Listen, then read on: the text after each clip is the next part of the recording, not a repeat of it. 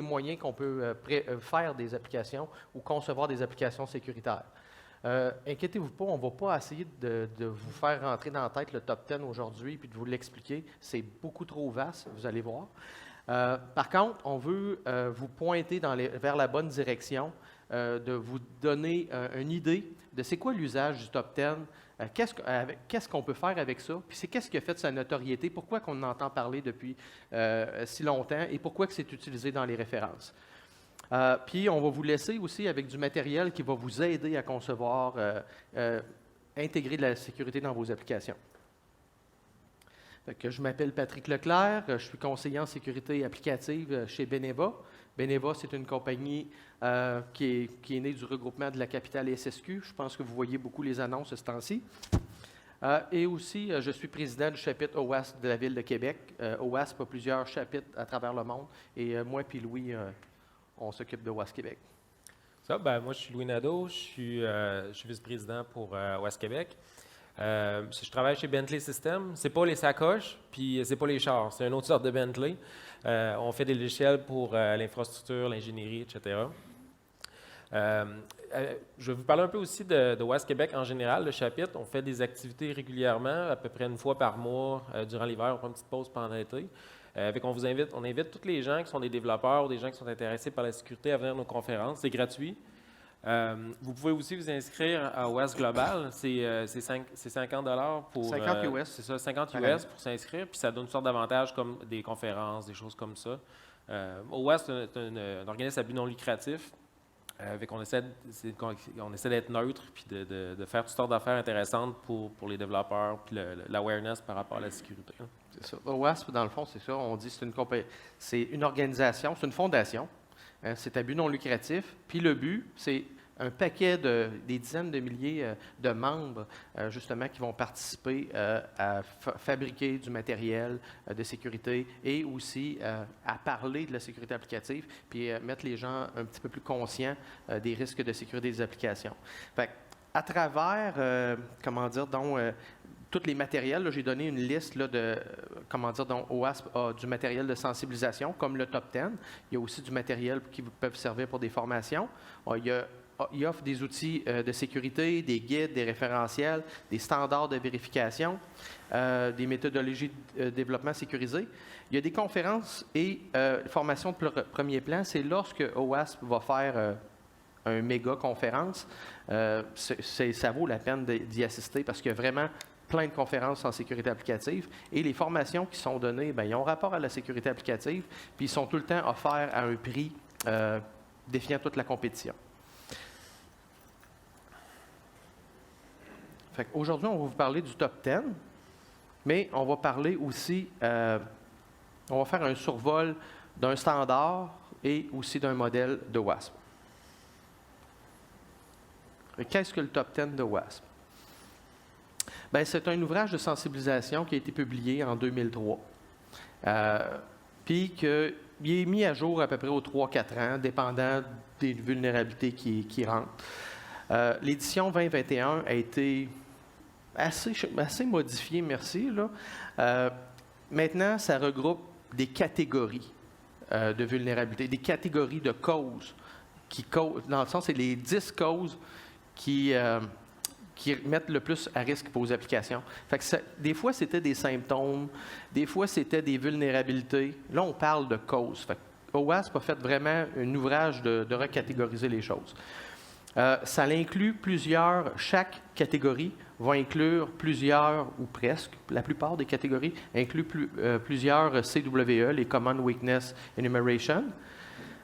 Pour ceux-là qui pensent que le top 10, là, ça voulait juste dire 10 vulnérabilités, détrompez-vous, c'est vraiment plus ça. Puis ça n'a jamais vraiment été ça, parce que le top 10 avait déjà certaines catégories. Mais là, présentement, c'est encore plus vaste. D'ailleurs, ceux-là qui pensent qui regardaient le top 25, le top 10 de WASP couvre encore plus que le CWE top 25. Il y en a qui pensent que OWASP Top 10, c'est un standard, puis ils vont dire hey, on est conforme au OWASP Top 10. Ou on va scanner le top 10. Oui, c'est ça. Ça se peut pas. Tu sais, ça se peut pas, c'est ça. C'est pas bâti pour ça. C'est un ouvrage de sensibilisation.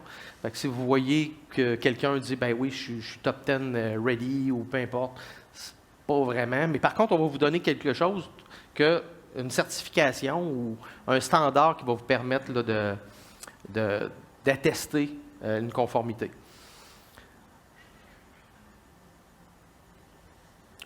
OWASP a pourtant un standard, puis comme je vous dis, on va vous en parler tout à l'heure. Bon, méthodologie, ça c'est mon bout. Moi, je vais supporter Patrick dans la conférence, là, fait que je vais tout le temps l'interrompre avec des petites choses. Là, puis je vais parler un peu de la méthodologie du top 10, parce que c'est important pour comprendre pourquoi c'est crédible un top 10. En fait, je vais vous expliquer un peu comment ça a été bâti pour que vous compreniez pourquoi c'est important, puis pourquoi c'est bien fait finalement. Avec la méthodologie qu'ils ont faite, OWASP, pour 2021, ils ont demandé à la communauté et à plein de compagnies, donnez-nous des scans, donnez-nous des rapports que vous avez faits sur des applications, puis on va cruncher ces données-là, parce que c'est basé sur les données, le top 10. Ils ont reçu à peu près 500 000 rapports. Vous comprendrez qu'une grosse majorité de ça, c'est des rapports qui sont automatisés, c'est des scanners automatiques, puis une très petite proportion, c'est des pentests manuels qui ont été faits. Ensuite, ce qu'ils ont fait, c'est qu'ils ont normalisé les données pour essayer de rebalancer les choses. Là, je ne rentrerai pas dans les détails de la normalisation. Ensuite, un peu comme Patrick disait, ils ont pris tous les findings qu'il y avait dans ces rapports-là, puis ils ont regroupé ensemble. Ça, c'est une partie qui est un peu plus art versus scientifique là, dans ce qui s'est passé, où est-ce qu'ils ont pris des CWE, puis ils ont matché aux findings, puis ils ont regroupé ça ensemble, puis ils ont dit on va essayer de mettre ceux qui ont du bon sens ensemble, puis par ces groupes-là, on va les peser, puis c'est ça qu'on va mettre dans le top 10. Ensuite, ce qu'ils ont fait, c'est qu'ils ont mesuré la probabilité, la fréquence dans chacune de ces groupes-là. Là, vous comprendrez qu'ils n'ont pas pris les 500 000 rapports, puis ils ont juste compté, mettons, le nombre d'XSS ou le nombre de Secure Injection, puis ils ont dit, ça, c'est la fréquence, il y a plus de XSS, whatever. Ce qu'ils ont fait à la place, ils ont inversé la question. Ils se sont dit, c'est quoi le nombre d'applications qui ont au moins, mettons, un XSS ou au moins un type de groupe? Puis ensuite, ils ont utilisé ça comme fréquence. Puis la raison pourquoi ils ont fait ça, c'est parce que quand on fait un scan automatisé versus un scan manuel, les systèmes automatisés, eux autres, ils vont travailler sans relâche puis ils vont trouver toutes les instances. Tandis que quelqu'un qui va faire un test manuel, s'il trouve un ou deux XSS, il va dire qu'il y a un problème systémique, il va arrêter là avec l'application. Et que ça faisait qu'il y avait un très gros débalancement dans les fréquences qui étaient trouvées dans les rapports. Parce qu'à cause de la capacité des scans automatiques versus les scans manuels à trouver les choses. C'est une façon de rebalancer pour que la probabilité soit plus réaliste. Ensuite, ce qu'ils ont fait, c'est qu'ils ont pris des données réelles sur les CVE dans chaque groupe. Ça veut dire qu'ils sont allés voir dans l'industrie, c'est quoi les CVE qui sont sortis sur les applications réelles, puis c'était quoi l'impact que chacun des groupes avait. C'était quoi le risque qui était associé avec ça. Pas le risque, mais l'impact. Puis ensuite, ils ont calculé le risque en multipliant la probabilité fois l'impact. C'est la façon qu'on calcule le risque. Puis ensuite, ils ont pris les 8 premiers groupes. Puis ils ont dit ça, c'est la base du top 10. Par contre, ça, c'est tout basé sur des données du passé, parce que c'est les rapports de l'année passée ou des 2-3 dernières années qui ont été compilés ensemble. Mais le top 10 veut être pertinent pour plusieurs années encore. Ce qu'ils ont fait, c'est qu'ils ont demandé à la communauté, qu'est-ce que vous voyez qui serait la tendance dans le futur? Qu'est-ce que vous pensez qui devrait être dans le top 10 qu'on ne peut pas voir dans les données? Puis il y a eu un vote de la communauté. Ensuite, ils ont regardé ce qui était dans le vote. Ils ont enlevé tout ce qui était déjà dans les données. Puis ils ont pris les deux votes qui étaient les plus élevés, puis ils ont mis à la fin du top 10. Et comme ça fait que le top 10 est basé sur des données, mais aussi certains éléments qui vont faire que dans le futur, il va être pertinent encore un petit peu plus longtemps. On va faire une comparaison de ce qui était le top 10 en 2017 puis qu'est-ce qui est en 2021. Quand on regarde le tableau, vous voyez pas le tableau, vous? Oui, à l'autre bout, il le voit. OK, c'est bon. C'est bon, tant mieux. Le tableau, c'est ça. On voit qu'il y a les deux premières vulnérabilités. Les deux premières catégories qu'il y avait en 2017, il y a eu une baisse. On peut voir aussi qu'il y a eu une hausse de 5 catégories. Les flèches vertes qui sont en montante vers le top 10 de 2021. On voit aussi ce qui est en jaune, c'est des merges. Dans le fond, c'est des regroupements qui ont été faits. Ils ont pris, par exemple, le XML External Entity. Puis, puisque le XML Entity, c'est un problème de configuration parce qu'on n'a pas mis le parseur, secure par défaut pour pas qu'il y ait aller fetcher du XML à l'externe, bien, vu que ça tombe comme étant une mauvaise configuration, bien, ils l'ont intégré dans la catégorie Security Misconfiguration. Le cross-site scripting, c'est une forme d'injection. Fait qu'ils l'ont injecté. Oui, c'est ça. Ils l'ont injecté dans la catégorie injection. Puis Insecure Deserialisation, c'est un problème lorsqu'on ne vérifie pas l'authenticité ou l'intégrité des ressources externes qu'on consomme. Fait qu'ils l'ont mis dans Software and Data Integrity Failure. Fait que vous voyez que le top 10 2021, c'est vraiment plus des catégories. Puis à l'intérieur de ça, il peut y avoir vraiment plusieurs vulnérabilités qui causent, comme un broken access control ou tout ça. Et il y a 3 nouvelles catégories. Puis là, on va vous en parler justement les trois catégories, mais on va aussi faire le tour du top 10. Fait que la première vulnérabilité, c'est le contrôle des accès défaillants. C'est une cause de vulnérabilité, c'est un des plus grands risques, c'est le plus grand risque. C'est en hausse de 4 positions. Ça regroupe tous les problèmes de contrôle d'accès. C'est le risque, à peu près environ 4 des applications ont déjà un problème, selon les rapports de WASP. 4 des applications ils ont des problèmes de contrôle des accès. Puis ça inclut 34 CWE. Fait que déjà là, juste dans cette classe-là, il y a beaucoup de stock. Vu qu'on ne va pas rentrer dans toutes les includes qu'on a laissées en anglais, pour chacune des slides, on va parler de qu'est-ce qui est important de retenir grosso modo de la catégorie qu'on est en cours. Fait que, par défaut, on ne devrait jamais permettre des accès. Par défaut, un des principes de sécurité, c'est le deny by default. Fait que, si on veut s'assurer qu'on n'a pas de problème de contrôle d'accès, bien, si je ferme toutes les portes au départ, c'est déjà une bonne chose, et je vais juste ouvrir les portes selon les besoins. Puis là, je parle dans le contexte qu'on a des données sensibles, ce n'est pas le cas pour les données publiques. Il faut aussi savoir que le contrôle d'accès est efficace seulement lorsqu'il est du côté serveur. Parce qu'on veut que le contrôle d'accès ne puisse pas être modifié par un hacker ou attaqué par un hacker. Fait qu'il faut que le contrôle des accès soit mis dans un lieu de confiance, comme un serveur qu'on possède et qu'on gère comme il faut. Puis aussi tous les paramètres qui vont être envoyés, mettons, dans les requêtes, les métadonnées, qui sont utilisés à l'intérieur dans les processus de décision de contrôle des accès, bien, eux autres aussi, c'est important d'en vérifier justement, de ne pas avoir confiance nécessairement sans avoir mis des contrôles de sécurité, de ne pas avoir confiance avec ce qui passe dans le browser, parce que c'est de non-confiance. Par exemple, les sessions devraient être invalidées du moment l'utilisateur fait un logout. Puis c'est bon aussi, je vois des fois des sites qui n'ont pas d'option pour faire un logout. Je pense que c'est important de l'avoir. Puis pour ceux-là qui utilisent des Java Web Tokens, les JWT, bien, c'est important de mettre des timeouts qui sont des courtes durées.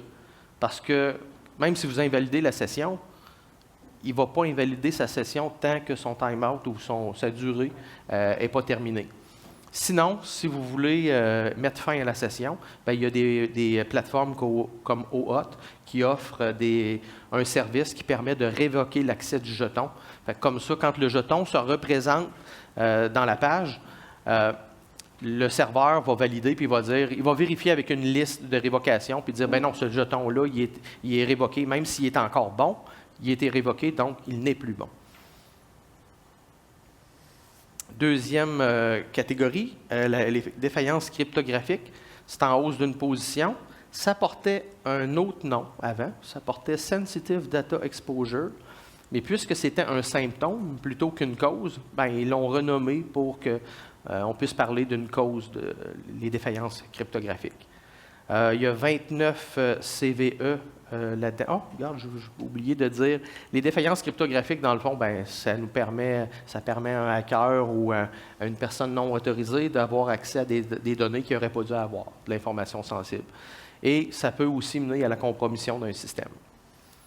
Ça l'inclut, il y a 29 CWE qui sont là-dedans, dont on voit quand on envoie des données en texte clair ou que il y a des clés qui sont ajoutées dans les repos de code, puis qu'il y a plein de personnes qui vont avoir accès à ça.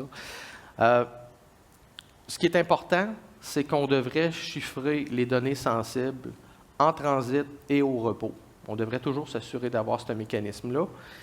On doit utiliser aussi le bon protocole cryptographique. Des fois, c'est du hashing, des fois, c'est du chiffrement qu'on a besoin. Des fois, on a besoin d'avoir du chiffrement très solide parce qu'on veut garder les données pendant très longtemps. On va utiliser les algorithmes qui sont bons pour ça. Et si, maintenant, vous avez besoin des fonctions de random, je pense aussi que ça rentre dans le cryptographique aussi. Fait que c'est important justement de prendre l'algorithme qui correspond à nos besoins, puis de faire attention, de ne pas utiliser un vieil algorithme là, comme le SHA-1 puis MD5. Ben, ça a été réputé, c'est mort. Il y a des collisions là-dedans, puis il y a des protocoles plus sécuritaires aujourd'hui. Fait utiliser les protocoles les plus sécuritaires. Ouais. Avant que tu switches, je voulais parler un peu de toutes sortes d'anecdotes autour du top 10 pour essayer de mettre ça un peu plus vivant. Puis je voulais parler du groupe Lapsus. Je ne sais pas si vous avez suivi ça. C'est un groupe qui a hacké plusieurs compagnies des dernières semaines. Ils ont hacké Microsoft, Okta, Nvidia, etc. Samsung aussi, je pense. Oui, il y a un paquet de monde. En tout cas, puis il y a eu des arrestations la semaine passée. Finalement, c'était des jeunes autour de 16 ans qui faisaient ça. Puis je voulais parler un peu dans le contexte de défaillance cryptographique parce que, d'après ce que je comprends, il y a eu des analyses partielles qui ont été faites sur comment ils ont rentré chez Nvidia. Puis la façon qu'ils auraient fait, c'est qu'ils sont rentrés chez un sous-contracteur d'NVIDIA qui s'occupait de leur customer support, puis ils fouillaient un peu dans les réseaux, puis ils ont trouvé un fichier Excel avec des logins et des mots de passe pour encrypter. Puis à partir de ça, ils ont utilisé ces comptes-là pour rentrer chez NVIDIA. Puis ensuite, là, ils ont fait des élévations de privilèges, puis ils se sont mis à contrôler un peu ce qu'il y avait dans le réseau d'NVIDIA. Ils ont sorti les données des ressources humaines, entre autres, puis un paquet d'affaires qu'il y avait chez NVIDIA. Puis une chose qui était super intéressante, qui n'avait jamais été faite, au fond, c'est que c'était un ransomware qu'ils ont fait chez NVIDIA. Mais le ransomware n'était pas là pour voler de l'argent. Il était là pour menacer NVIDIA. Puis ce qu'ils ont dit à NVIDIA, c'est arrêtez de nous empêcher de miner des bitcoins avec vos cartes. Parce que NVIDIA a sorti des nouveaux bloqueurs dans leur driver pour empêcher les gens de miner des bitcoins avec les cartes graphiques pour essayer d'aider un peu les gamers qui veulent acheter des cartes. Puis là, finalement, le ransomware disait enlevez ça de vos drivers, puis on ne leakera pas vos données. Parce qu'au fond, le groupe voulait miner des bitcoins avec des cartes NVIDIA. Fait que je trouvais ça intéressant parce que d'habitude, les ransomware, c'est tout le temps pour avoir de l'argent. Dans ce cas-là, c'était vraiment pour un changement dans ce que la compagnie fait, ce qui était un peu original. Mais c'était pour faire de l'argent aussi. Oui, c'est ça. Ils voulaient en faire plus. C'était pas direct. Troisième catégorie, injection. C'est en baisse de 2 positions. Comme je disais tout à l'heure, le cross-site scripting a été intégré à cette catégorie. Puis dans le fond, c'est quoi une injection? C'est du moment qu'il y a une donnée qui provient, par exemple, d'un utilisateur, d'un fichier, peu importe, mais une donnée qui devrait être utilisée comme une donnée, mais qui est utilisée dans un mauvais contexte, comme genre du code qui va devenir, dans le sens que du moment que la donnée qui est envoyée ou l'intrant tombe dans un endroit où il va être exécuté. Puis là, c'est là que ça devient dangereux. Il y a 33 CWE qui sont inclus dans cette catégorie. Ce qui est important, puis c'est la validation des intrants, puis aussi des extrants. Les intrants, dans le fond, tous les champs qu'on a dans les formulaires, on devrait les valider, on devrait donner des listes de valeurs lorsque possible. Et comment dire donc, et toutes les valeurs devraient s'assurer que ça ne portera pas atteinte au système. Est-ce que de s'assurer que le code ou la donnée ne sera pas tombera pas dans un contexte d'exécution. Il faut utiliser on peut utiliser des API, des outils de sécurité comme du SAST ou du DAST ou IAST, qui sont de l'analyse statique, dynamique ou interactive, qui va vous permettre d'identifier des vulnérabilités comme ça dans le code, ou encore mieux, des fois on peut utiliser des langages ou des API qui vont nous permettre justement de mieux prévenir les SQL injection parce qu'ils ont le langage ou les API, ont déjà des calls sécuritaires. Mais pour le Dash, juste interrompre, OWASP, on a un outil gratuit qui fournit qui s'appelle OWASP Zap qui peut faire ça. Fait que si vous cherchez un outil gratuit qui peut le faire, OWASP a une solution pour vous. Là. C'est open source. Puis dans le cas des SQL injection, faites des requêtes paramétrées, puis ça va déjà régler la grosse partie du problème. Conception non sécuritaire. Et ça, c'est vraiment mon coup de cœur. Je suis vraiment content que cette catégorie est apparue, parce que dans le fond, c'est carrément dans notre métier, on essaye de prévenir les vulnérabilités plutôt que les corriger, en tout cas pour ma part. Cette catégorie-là, elle met davantage l'accent sur la conception de la sécurité d'un système. Fait que normalement, je devrais m'assurer de bâtir ma sécurité à l'intérieur de mon système et pas après. La sécurité, ça se bolt mal après une application. Fait que, ça introduit le principe de security by design. Qu'est-ce qu'on peut faire là-dedans? C'est que dans le fond, quand je vais commencer mon projet, on peut faire de regarder c'est quoi les menaces qui peuvent arriver à mon projet, qui pourrait avoir l'intérêt. Donc, on va faire des ateliers de threat modeling où ce que ça va nous permettre d'identifier c'est quoi les menaces qu'on a dans notre système. Ça va nous permettre aussi d'identifier c'est quoi les mitigations qu'on pourrait faire pour que ces risques-là ne se matérialisent pas. Et je vais pouvoir, en fonction des mitigations, je pourrais faire des requis de sécurité que je vais donner à mes architectes pour dire « Hey, tel problème, là, tel risque, je ne voudrais pas que ça se matérialise. Fait que je viens de te mettre des requis de sécurité, puis on va parler tout à l'heure comment on peut en mettre, parce que des fois, ça ne nous vient pas à la tête. Mais on va spécifier des requis de sécurité que les architectes vont pouvoir intégrer dans leur conception. Dès le départ, c'est ça. Dès le départ. Oui, c'est ça. Dans le fond, c'est...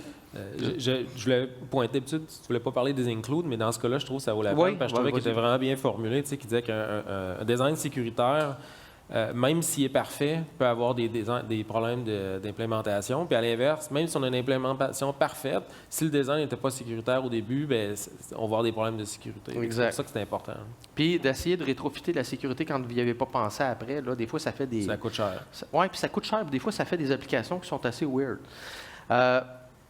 Souvent, un des problèmes là-dedans, c'est souvent, on pense tout le temps, on va faire l'application, là, mais on regarde juste le happy path. Là, ça va bien se passer. Fait que l'application, elle ne la regarde pas ou on ne considère pas comment que l'application pourrait être mal utilisée ou comment qu'elle pourrait être abusée par un hacker. Fait que si déjà, en partant, vous avez regardé ces aspects-là, bien, vous allez avoir identifié les moyens de mitigation, vous allez l'avoir déjà intégré, puis ça va faire une application qui va avoir l'air moins étrange, puis qui va avoir des mécanismes, je n'aurai pas un mot de passe de 64 caractères de long.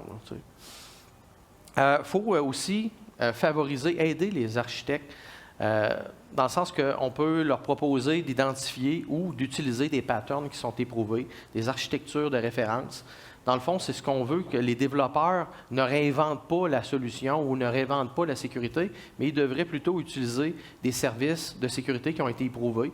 Puis, comme ça, s'il y a une vulnérabilité qui est faite dans ce service-là, je le corrige à une place, puis tout le cas dans toutes les autres applications en bénéficient. Il y a un truc, c'est dans le fond, quand on fait ceux-là qui travaillent avec la méthodologie agile, on peut intégrer les caractéristiques de sécurité à l'intérieur des user stories. C'est peut-être une bonne manière de s'assurer qu'ils soient faits, puis parce que des fois, les histoires de sécurité, des fois, ils finissent dans les backlogs.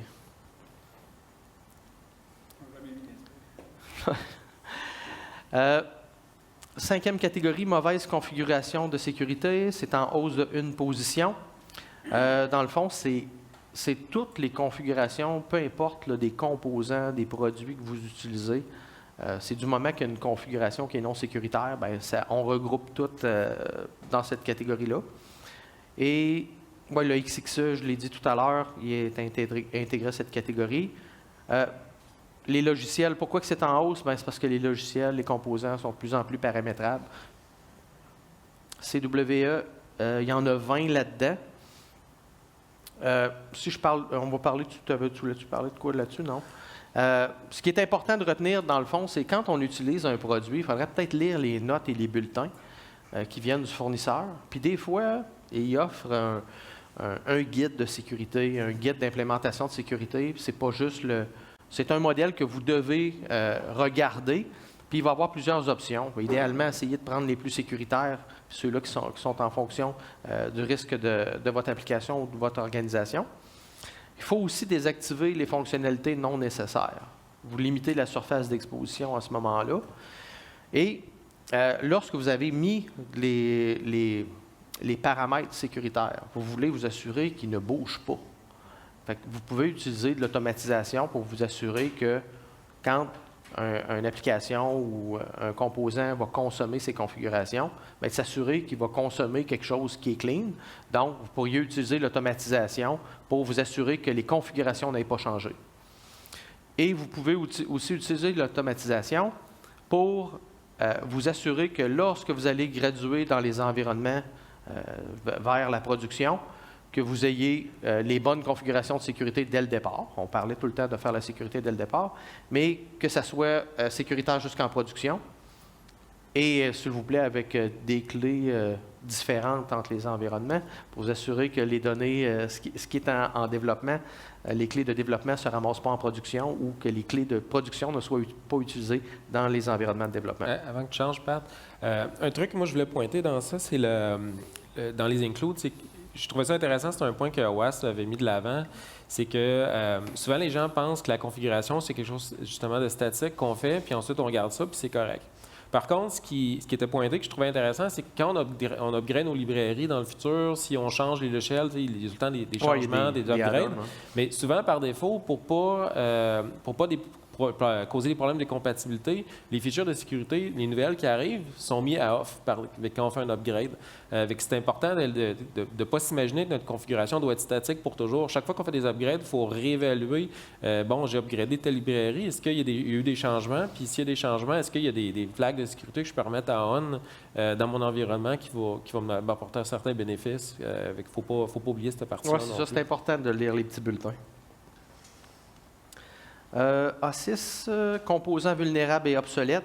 Dans le fond, ça portait un autre nom avant, mais c'est exactement, ça veut dire la même chose, là. C'est le numéro 2 du vote de la communauté, mais il y avait déjà des données là-dessus, fait que je pense que c'est pour ça qu'il se retrouve là. Tu veux-tu parler tout de suite de Log4j? C'est ça, c'est avant Noël un petit peu, il y a eu Log4j, qui est un bon exemple de composante obsolète qui au fond, du point de vue de plusieurs organisations, il a fallu qu'ils se posent la question, bon, est-ce que j'ai Log4j dans mes applications? Si oui, il faut l'upgrader. C'était quand même un gros événement parce que Log4j, c'était inclus dans un paquet d'autres librairies de Java. Souvent, c'est une dépendance de dépendance de dépendance. Fait qu'on ça devient difficile pour les gens de trouver ça puis de trouver toutes les instances partout que dans leur organisation.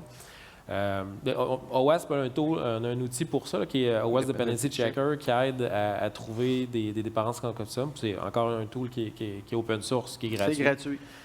Ça se connecte sur la database de NVD, là, qui est la database que tous les autres outils utilisent. Ça va là-dedans, puis ça regarde quelle librairie vous avez, puis s'il inclut Log4j dedans. Ce qui est important aussi, c'est de connaître le SBOM, là, le Software Bill of Material. Ouais. Du moment qu'il y a une vulnérabilité qui sort comme ça, c'est quoi votre temps que vous avez à réagir? Bien, si j'ai de la misère à trouver où est-ce que l'application est utilisée, où est-ce que cette dépendance est dans mon environnement, bien, c'est sûr que ça augmente le temps avant que je puisse apporter le correctif. La clé, c'est vraiment d'aller vite parce qu'à chaque année, il y a de plus en plus de CVE qui sortent, puis ils sortent de plus en plus vite, puis il faut réagir plus rapidement aussi. Puis j'ai vu souvent, tu sais, dans la légende, là, tu sais, que tu patches aux 30 jours, là, mais tu sais, aujourd'hui, là, ça ne marche plus le 30 jours. Là. C'est pas long. Je pense que c'est une question de jours, 1 ou 2, mais ça, c'est peut-être 2 ou 3 jours. Du moment qu'une vulnérabilité est sortie, on commence à en voir son exploitation sur Internet. Fait que, encore là, il faut limiter la surface d'attaque, retirer tous les composants, les librairies qu'on n'a pas de besoin. Comme ça, bien, on a moins de chances d'avoir une vulnérabilité qui apparaît. Il faut aussi utiliser des composants de source officielle, puis qui sont maintenus, des projets qui ont de l'amour. Parce que si un projet, ça fait un bout qui est abandonné, souvent on a fait des systèmes, puis on s'attend comme « Ah, ça va bien, it's not broken, don't fix it ». Mais en réalité, le code, il y a des vulnérabilités qui vont être trouvées dedans. Puis, un jour, vous devez faire une mise à jour. Mais là, ça a tellement changé là, que là, il faudrait réécrire quasiment l'application au complet parce que les librairies ont changé en dessous. Fait que c'est important de dire, même si j'ai fait un logiciel, bien, on doit regarder les mises à jour logicielles. Puis si vous voyez qu'un projet open source n'est pas maintenu, bien, c'est peut-être le temps de songer à trouver un remplaçant. Comme on disait tout à l'heure, le SCA, on a un dependency check qui est bon. Puis, dans le cas limite, lorsque vous n'êtes pas capable de corriger les applications, ça arrive qu'on n'est pas capable de le corriger aussi vite, bien, vous pourriez toujours utiliser du virtual patching si vous avez un Web Application Firewall qui pourrait détecter certains patterns d'attaque. Identification et authentification de mauvaise qualité. Bien, avant, on parlait d'authentification, on avait la Broken Authentication. Mais là, ils ont regroupé aussi tous les problèmes d'identification qui étaient dans les CWE. Fait que la catégorie est encore plus grande. Par contre, on voit que ça a descendu de 5 positions, malgré qu'on a rajouté l'identification. C'est un des plus gros changements qu'il y a eu en changement de position. C'est ça. Pourquoi? Ben, ce qu'on voit, c'est que les compagnies commencent à utiliser de plus en plus des plateformes d'authentification tierces, éprouvées. Puis c'est ça qui aide justement, parce que souvent, quand on le fait nous autres mêmes ou à l'interne, on a des mauvaises implémentations. D'utiliser des produits spécialisés là-dedans, ben, ça aide.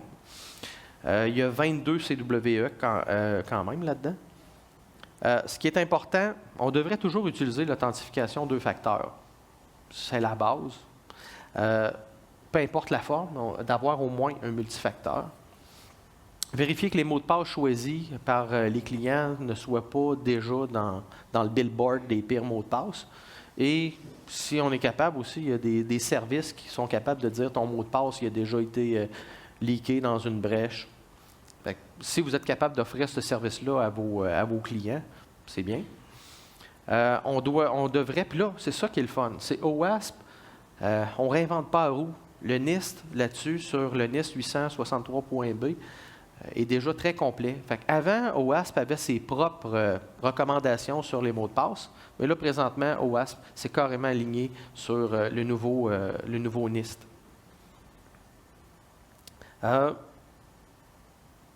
Aussi de s'assurer le processus de récupération de mots de passe ne compromette pas le reste.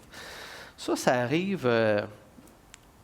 On pourrait mettre des facteurs d'authentification et des beaux mots de passe, mais en réalité, le processus de reset de mots de passe, des fois, il peut être vraiment. J'ai un mot dans la tête, à chier, mais ouais. Dans le fond, c'est que vous avez fait un beau processus, vous avez utilisé des belles fonctions, mais vous avez laissé une porte grande ouverte en arrière, puis les hackers, ben, ils ne sont pas fous, ils vont aller utiliser cette porte-là, puis toute la belle sécurité que vous avez mise en avant, ben, ça ne servira à rien. Il faut limiter les tentatives d'authentification échouées pour vous assurer, mais toujours en faisant attention d'être victime d'un déni de service si je bloque pendant trop longtemps. 8e catégorie, manque d'intégrité des données et des logiciels. C'est une nouvelle catégorie. Le titre, je trouve qu'il est semi pour cette catégorie-là comparé à qu'est-ce qu'il y a dedans. Là? Parce qu'au fond, c'est un titre qui... Tu peux en parler, mais c'est ça, c'est vraiment une catégorie qui inclut, oui, le manque d'intégrité, mais aussi ils veulent avoir toutes les attaques de type supply chain doivent être là-dedans aussi. Là. Oui. Mais c'est ça comprend les risques de supply chain attack dont on entend, ceux-là qui ont entendu parler de SolarWinds. Toi, tu voulais parler là-dessus, je pense, de Node Je voulais parler de Node IPC. C'est un qui est arrivé il y a quelques semaines, au fond. Puis juste avant ça, il y a eu Caller aussi en janvier. Je voulais parler de ces risques-là parce qu'ils étaient un peu différents de supply chain. En général, quand on pense aux risques de supply chain, on pense qu'il y a quelqu'un de méchant qui va venir d'un projet open source puis qui va mettre, mettons, un backdoor, quelque chose comme ça. Mais dans l'exemple de Caller, c'était vraiment la personne qui maintenait cette librairie-là. Caller, c'est utilisé, Caller.js, c'est utilisé par je pense, c'est des milliards de downloads parce qu'il y a plein d'autres librairies qui dépendent de ça. Puis le gars qui code cette librairie-là, il est tout seul. Puis en janvier, il a décidé qu'il voulait faire un statement politique. Puis lui, il s'est dit, moi, les corporations, j'aime pas ça. Fait que, il a fait un statement, puis il a brisé sa librairie avec un message de liberté. Puis il a poussé un changement. Puis là, soudainement, il y a des centaines d'autres librairies qui sont mises à être brisées parce qu'ils dépendaient de ça. Puis il y a plein de produits un peu partout qui ont eu des problèmes parce que leur logiciel était poigné d'un loop infini qui envoyait un message de freedom. Parce que le gars, il a fait un statement, parce qu'il voulait utiliser sa librairie open source pour faire un statement politique.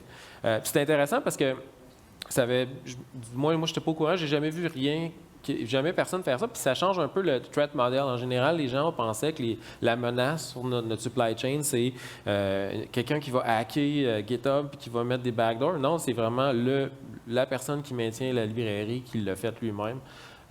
Puis ça met un peu de l'avant un risque que souvent les gens essayent de ne pas trop penser du fait qu'on utilise des logiciels qui dépendent de les librairies qui finalement retombent à genre des gens dans des sous-sols à quelque part qu'on ne connaît pas puis qu'on ne sait pas c'est qui. Puis finalement, peut-être qu'on ne devrait pas les truster, mais on le fait un peu par dépit parce que tout le monde fait ça, tout le monde utilise beaucoup d'open source. C'est pas une Node IPC aussi que... Oui, c'est ça. C'est un autre statement politique. C'est que Node IPC, lui, il était un peu inspiré par ce que Caller.js a fait. Eux autres, ce qu'ils ont dit, c'est qu'ils voulaient supporter la guerre en Ukraine. Ce qu'ils ont fait, c'est que la librairie s'est mise à vérifier l'IP sous lequel ils roulaient. Puis si c'est un IP russe ou biélorussien de Biélorusse, ce qu'ils faisaient, c'est que soudainement, ils effaçaient des fichiers sur le disque dur, puis ils mettaient un fichier sur le desktop avec un message de propagande pro-ukrainien. J'ai beau vouloir supporter l'Ukraine, c'est pas une bonne idée de faire ça parce que là, ça brise beaucoup la confiance que les gens ont envers la communauté quand ils se mettent à faire des choses comme ça parce que, de toute façon, est-ce que son code était vraiment parfait puis qu'il effaçait juste les fichiers en Russie puis qu'ils les effaçaient pas ailleurs?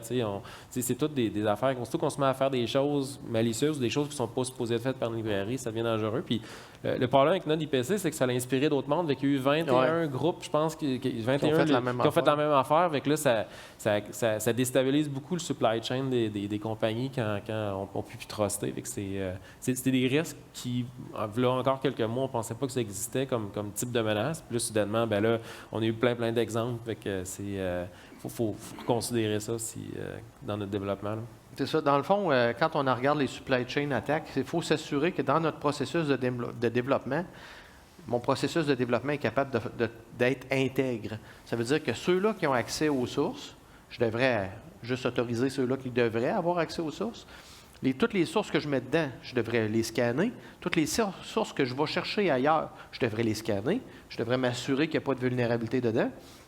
Mais aussi, dans le processus de développement, à tous les endroits où un développeur ou quelqu'un de mal intentionné, tout simplement, voudrait essayer de pervertir le processus de développement, c'est important de regarder notre processus de développement, voir c'est quoi les points d'entrée, c'est quoi de modéliser, dans le fond, les menaces qu'on a dans notre supply chain pour s'assurer qu'on a mis des contrôles de sécurité, on a brisé les accès, pas brisé, on a contrôlé les accès, qu'on a scanné le code, puis que ce qui va être poussé en production a été vérifié partout. Qu'il n'y a pas d'endroit où quelqu'un pourrait injecter du code, que même s'il a été signé, mais que c'est lui qui a réussi à avoir accès à l'algorithme de signature ou la clé de signature des composants, c'est important de s'assurer qu'il n'y a pas un trou là-dedans. Deuxième catégorie, carence des systèmes de surveillance et de journalisation. Encore là, ça, c'est un autre qui a changé de nom, puis qui veut dire la même affaire. C'est ça, c'est en hausse d'une position. Dans le fond, cette catégorie-là, c'est quand on ne met pas des journaux, quand on n'a pas de journaux qui nous permettent d'identifier des événements de sécurité, des attaques. Si je n'ai pas l'information, je ne serai pas capable de détecter. Si je ne suis pas capable de détecter, je ne serai pas capable de réagir. Fait que dans le fond, cette catégorie-là, ça inclut de mettre des journaux avec l'information qui est nécessaire pour pouvoir retracer la cause et le risque d'une application. Pas le risque. D'identifier c'est quoi une attaque qui est en cours et de pouvoir bien y réagir. Dans le fond, c'est ça. Puis les journaux, il faut faire aussi attention parce qu'on injecte des données dans les journaux. Faut aussi faire attention que les journaux, de valider ce qu'on met dedans ou les désactiver parce que il est possible de faire de l'injection aussi dans les journaux. C'était ce que Log4j faisait finalement. Exact. Puis, on peut, pourquoi pas, utiliser la norme du NIST 800, justement, qui va vous aider à avoir un bon plan de réponse aux incidents du moment que vous allez avoir une détection. Dernière catégorie, Ah, SSRF, oui, c'est moi qui vais faire celle-là. SSRF, c'est une des catégories qui a été votée par la communauté, quelque chose qui n'était pas dans les données, mais que les gens voient qui s'en viennent. Je voulais parler un peu plus du mécanisme de comment ça fonctionne, parce que comme c'est nouveau, souvent les gens sont un peu moins au courant de comment ça fonctionne. Un SSRF, c'est quand quelqu'un malicieux va envoyer quelque chose dans un serveur, puis forcer le serveur à faire une requête ailleurs. Ça a plusieurs impacts. Au fond, quand on fait une requête ailleurs, on peut exfiltrer des données qui étaient sur le serveur, les envoyer ailleurs puis les voler. Ou on peut, on va dire, confondre le serveur. Si, mettons, la requête, c'était pour faire une demande d'autorisation, des choses comme ça, on peut faire des choses au serveur qui ne s'attendaient pas de faire. Quand j'en parlais avec Patrick un peu, Patrick disait, mais pourquoi les gens font des choses comme ça? Mais il y a plusieurs raisons pourquoi les gens se retrouvent qu'à implémenter une feature qui inclut un SSRF. C'est par exemple, un exemple, c'est si, mettons, on a une page de profil, puis on veut permettre aux gens d'uploader une photo ou de pointer sur un autre URL pour aller chercher une photo, par exemple. Donc là, si on met une URL, bien là, le serveur va être obligé de faire une requête à cet endroit-là, aller chercher la photo puis la ramener. Puis en faisant cette requête-là, bien là, si c'est mal implémenté, bien on peut faire toutes sortes de choses malicieuses au serveur. Avec un exemple, par exemple, on pourrait dire au serveur, ah, bien ma photo n'est pas sur un HTTP à quelque part sur un autre serveur de Gravatar. Mettons, ça va être tu dis au serveur, ma photo est sur localhost, sur un port de metadata. Avec là, ce qui va se passer dans le cloud, souvent, mettons dans Azure, dans Microsoft, les serveurs ont un port interne, localhost, qui ont du metadata, dont des secrets. Avec là, le serveur, au lieu de faire une requête à quelque part, va aller chercher une photo, il va faire une requête sur ces metadatas. Puis là, si c'est mal implémenté, bien, il y a peut-être une façon de sortir ces metadatas-là, de les envoyer ailleurs, puis de voler des secrets. Dans le fond aussi, il y a possibilité que le serveur va exécuter des requêtes à l'interne. Fait que dans le fond, même si vous avez mis un VPN et tout ça, d'autres mesures de protection de sécurité, le serveur est attaqué directement parce qu'il va lire une commande de non-confiance. Il pourrait exfiltrer les mots de passe, il pourrait se créer un compte admin sur le domaine, parce que dans le fond, il le fait avec les droits du serveur. Fait que c'est une belle manière pour un hacker, là, c'est pour ça que ça tombe dans le top 10, c'est que comment dire, donc malgré que ce n'est pas quelque chose qu'on voit encore, parce que c'est quand même difficile là, à reproduire, et c'est quand même des problèmes qui sont difficiles à trouver. Là. Mais dans le fond, ce qu'il faut retenir, c'est qu'on devrait désactiver la redirection HTTP, d'implémenter les mécanismes de défense en profondeur, segmenter l'accès au serveur. Le serveur qui permet cette fonctionnalité-là ne devrait pas avoir accès à l'intranet. Il devrait avoir une ségrégation. Sinon, vous venez de bâtir un beau point d'entrée pour un attaquant de pivoter. On peut faire un port scan à l'interne avec un SSRF parce que tu fais des milliers de requêtes à l'interne puis tu regardes ceux qui répondent. C'est ça.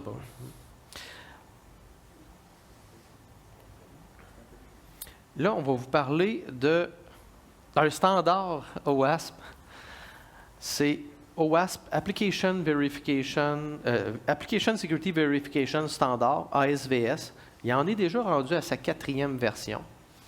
Mais on en parle parce que c'est un incontournable. C'est aussi parce que là, on parle du top 10. Le top 10, c'est vraiment pour sensibiliser. Dans ce cas-là, si vous voulez vraiment avoir quelque chose pour vous conformer, pour vous assurer que vous pouvez suivre étape par étape pour vous conformer, pour s'assurer que vos applications sont sécuritaires, bien là, vous pouvez utiliser ça. C'est ça. C'est vraiment dans le sens de dire, bien, qu'est-ce que je dois regarder pour m'assurer que mes applications sont sécuritaires? Bien, c'est justement ASVS que vous devriez implémenter. Qu'est-ce que ASVS? Dans le fond, c'est une liste de vérifications de sécurité. Mais on peut utiliser ces vérifications-là comme étant des requis. Parce que si je veux vérifier quelque chose, à quelque part, il a fallu que peut-être que je le mette comme étant un requis. Fait que nous, on l'utilise comme étant une liste de requis de sécurité. ASVS a 3 niveaux. Le premier niveau, c'est toutes les applications devraient avoir ces contrôles-là. Et le premier niveau est fait pour que, si je fais un test d'intrusion, bien, tous les éléments de la catégorie du niveau 1 sont pen-testable. Dans le sens que quelqu'un peut le faire de l'externe en boîte noire et de dire, bien, tu es conforme niveau 1 au niveau de WASP, j'ai tout fait les contrôles qui étaient applicables. Niveau 2, c'est du moment que vous avez une application qui a des données sensibles, que vous devez protéger avec l'authentification, ça entre automatiquement. Fait que je dirais que la plupart des applications de nos jours devraient atteindre au moins le niveau 2. Mais avant de commencer à faire le niveau 2, vous devriez commencer à vous blinder pour le niveau 1, puis d'intégrer justement, en fonction de vos risques, les critères du niveau 2. Le niveau 3 est réservé justement, puis il n'y a pas de problème à l'utiliser si vous voulez en faire du overachievement, mais en réalité, c'est surtout pour les applications critiques où il va y avoir des données médicales sensibles et, comme on dit, des transactions de grande valeur. C'est beaucoup plus compliqué quand même d'atteindre le niveau 3. Fait que, dans le fond, le WAS ASVS, il y avait déjà d'autres versions, comme je disais, il était à la 4e version. Ils se sont recentrés, dans le fond, pour pouvoir couvrir bien comme il faut les applications web, les applications et services web. Il y avait une section qui était sur les appareils mobiles, il y avait aussi une section sur l'Internet des objets. Ils ont retiré ces sections-là pour en faire des guides qui vont être à part, des standards qui vont être à part. Il y a le Mobile Application Security Verification Standard qui est déjà existant. Puis en rédaction, présentement, là, il y aurait le Internet of Things Security Verification Standard qui est en écriture. Le standard inclut déjà, on peut utiliser là, ce standard-là parce qu'il regroupe le NIST, il regroupe aussi les éléments du PCI DSS. Il y a déjà les Common Weakness Enumeration qui sont déjà dedans. Puis pour chacun des listes de vérification, lorsqu'il y a un CWE qui est applicable, il est mis en marge. Comme ça, on est capable de se référer à l'exigence de sécurité qu'il y a, le contrôle, à quelle vulnérabilité qui est liée. Ça va au-delà du top 10, évidemment, parce que ça couvre beaucoup plus large, et aussi du OWASP Proactive Control. Fait que, si vous voulez vérifier la sécurité de vos applications, c'est l'ouvrage de WASP qui va vous aider là-dedans, mais surtout intégrer, voyez ça comme étant des requis, puis assurez que vos systèmes respectent selon le niveau de risque de votre application. C'est ça, les exemples de requis. Là, j'ai mis, dans le fond, vous voyez, ça commence tout par Verify, mais si vous mettez qu'on dit on s'assure que tel élément est en place, ça devient un requis. Vous pouvez voir, il y a les niveaux, 1, 2, 3. Fait que vous voyez comme les requis, le Secure Software Development Lifecycle, ce n'est pas une exigence du niveau 1, ça commence à l'avoir au niveau 2. Puis les exigences qui sont dedans, ce n'est pas quelque chose que j'aurais pu tester avec un test d'intrusion. C'est pour ça que ils ont voulu que le niveau 1 puisse être, on puisse l'atteindre sans faire des tests, seulement avec des tests d'intrusion. Il y a aussi les références du NIST qu'on peut voir dans le cas de Password Security. Un autre projet OWASP que j'adore, c'est OWASP SAM. Le NIST, ASVS vous permet de vérifier la sécurité d'une application, d'un système. OWASP SAM, ça va vous permettre de vérifier la sécurité de la machine associée qui fait vos applications. C'est quoi votre processus de développement? OWASP SAM, c'est un framework, c'est une méthodologie que OWASP a depuis plusieurs années. Ceux-là qui connaissent BSIM là, de Synopsys, c'est pas mal l'équivalent. Les deux viennent de la même mère, comme on dit. Peu importe le modèle de développement que vous utilisez encore du waterfall, que vous soyez en agile, en DevOps, ça ne change rien. Vous pouvez utiliser SAM parce que SAM, tout ce qu'on va faire, c'est on va intégrer des activités de sécurité dans le processus de développement que vous avez. Fait que ça ne demande pas de changer votre modèle.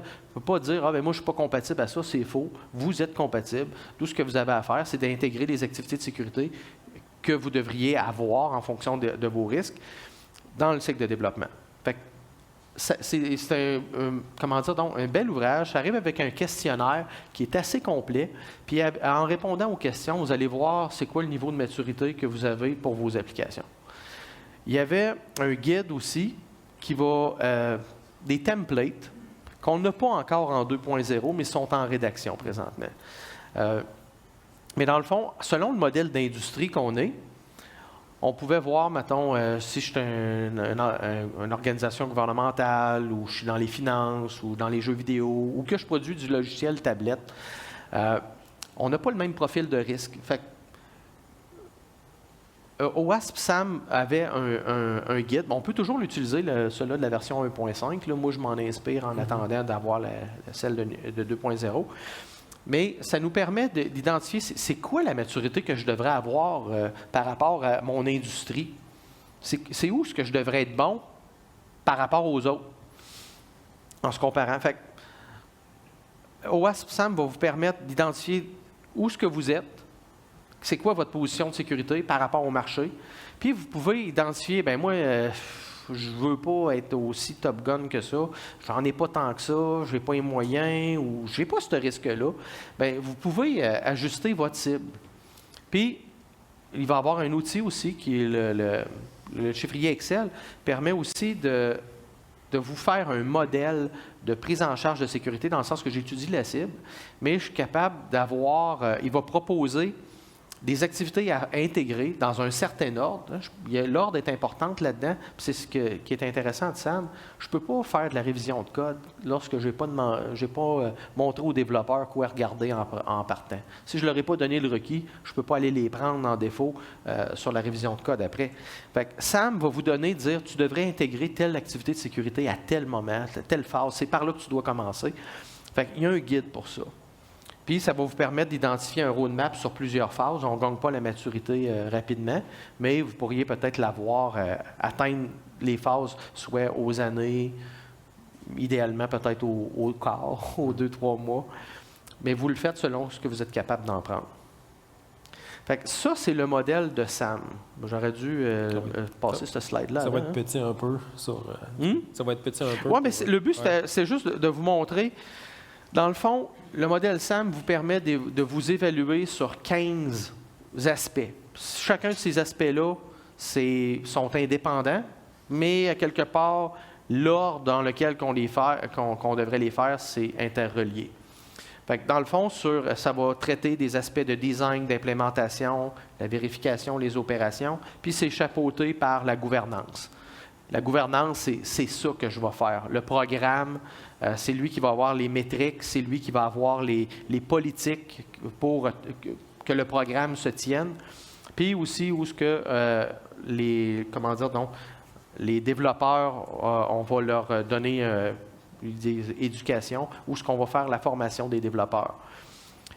Ce qu'il y a à droite, ça n'était un modèle là, qui était de la version précédente, mais j'entends dire qu'on va avoir la version pour SAM 2.0. Mais dans le fond, vous regardez en fonction des phases. La première phase, on voit comme dans le contexte, là, c'était important de commencer avec d'identifier le programme. Stratégie et métrique, c'est d'identifier c'est quoi le programme, c'est quoi les atteintes qu'on veut avoir dans SAM, c'est quoi les politiques qu'on doit respecter, est-ce qu'on a un contexte normatif, puis de former les développeurs. Fait que quand on connaît tout ça, bien, on est capable de... Si on suit, mettons, le modèle, quand on va arriver à une étape, on va avoir déjà fait les étapes qui étaient précédentes, justement, pour nous aider. Avant de trouver des requis de sécurité, bien, il faudrait que, justement, je puisse avoir les éléments de conformité dedans. C'est quoi les risques de mon application? Puis, ça va remplir, justement, mes requis de sécurité pour donner à mes architectes de faire des applications sécuritaires. Quand je disais tout à l'heure, ça vous donne un score, bien, quand vous allez répondre au questionnaire, le score, bien, vous allez probablement être genre comme une petite tache au centre par rapport au niveau de maturité. Puis, je n'ai pas parlé des niveaux de maturité. Dans le fond, ce qu'il faut voir au OWASP SAM, il y a 3 niveaux de maturité. Ou on pourrait dire 4, là, 0 c'est l'absence, mais on pourrait dire qu'il n'y a pas de maturité. Et le premier niveau de maturité, là, c'est que vous êtes réactif. Il y a quelque chose qui se passe, puis vous êtes en panique, vous faites la job. Niveau 2, vous êtes plus proactif. Au niveau 2, on s'attend où ce que vous faites déjà les scans de sécurité, vous faites déjà les pen tests, vous avez des bonnes pratiques. Le niveau 2, ça serait un niveau minimum que vous devriez chercher à atteindre. Puis le niveau 3, bien, c'est quand on dit « je maîtrise ». C'est tous les projets, peu importe, du moment qu'il y a un risque sur ces projets-là, j'ai des outils automatisés, je les scanne. Fait que c'est ça. Fait que dans le fond, vous pouvez voir dans on voit une maturité de 3 là-dedans sur les 15 aspects de SAM. Bien, le modèle va vous permettre de planifier votre phase puis de mesurer. Les métriques sont importantes en sécurité pour la vente ou pour la justifier.